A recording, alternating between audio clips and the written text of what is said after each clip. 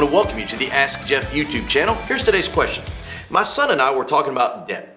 He said there were ways to get out of certain debts. I said, not if you're a Christian, we're required to pay our debts. What does the Bible say in paying one's debt? Well, here is my guidance on this issue.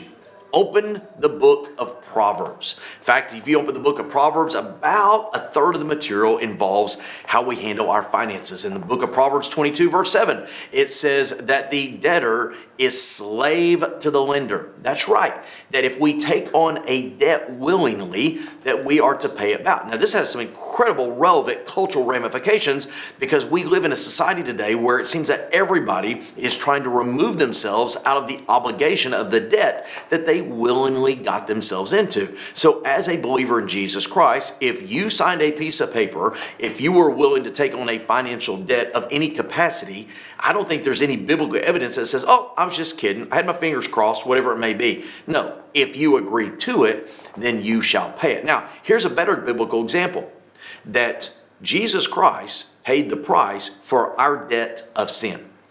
Can you imagine him backing out of that? Can you imagine him saying, oh, there's a different way? Remember the Garden of Gethsemane in Matthew 26, where he says, not my will, but thine be done. Basically, Jesus is saying, is there any other way? There is no other way. The debt of sin must be paid.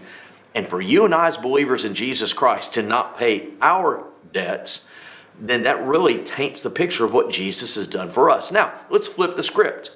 What if somebody is owed a debt that's willing to forgive it?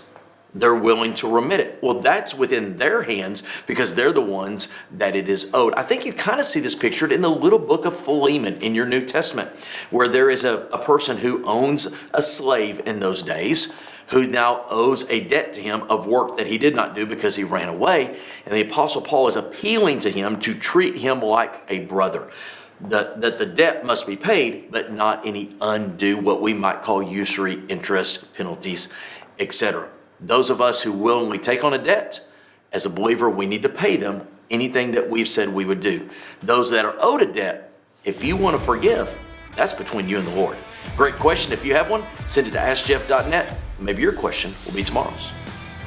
Thanks for being a part of today's daily question. Now, we answer a question each and every day. Please feel free to submit a new question at AskJeff.net. We may not have gotten to yours today, but we eventually will continue to be a part of this. Subscribe so you don't miss out on a question every day.